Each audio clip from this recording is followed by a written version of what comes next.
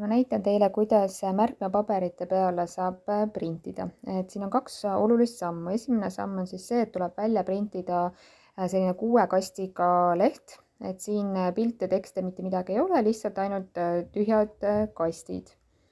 Nüüd nende kastide peale tuleb kinnitada märkmepaberid. Ja siis tuleb see printerisse tagasi panna, see leht.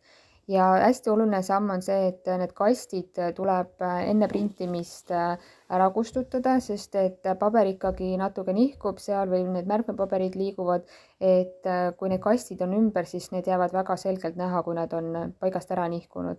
Et täpselt kõik need märkmepaberid ei tule täpselt ühesugused, aga ei ole väga hullu. Aga peaasi, et need kastid saab siis ümbert ära kustutatud. Nii, siis näitan ühes teises dokumendis ka, kuidas saab neid kaste ära võtta, et seal lihtsalt background tuleb panna transparent, ehk siis läbipaistev taust on. Et siin ongi üks veebileht, kus on hästi palju juba valmis tehtud aluseid, et mida saab märkmepaberite peale printida.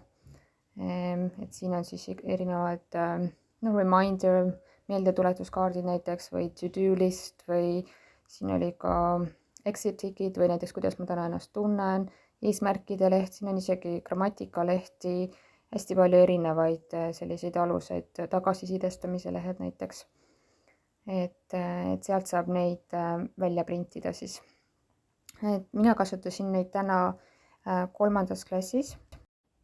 Õpilased tegid esitlusi ja siis andsid tagasisidet kaasõpilaste esitluse kohta, et mul oli see 2 thumbs up'i, kus nad pidid siis välja tooma 2 asja, mis läks väga hästi ja siis pointing finger, seal nad pidid siis kirjutama, et mida oleks võinud natuke teistmoodi teha või muuta või paremini teha. Ja selle märkmepaberi nad kinnitasid teise õpilase töö peale.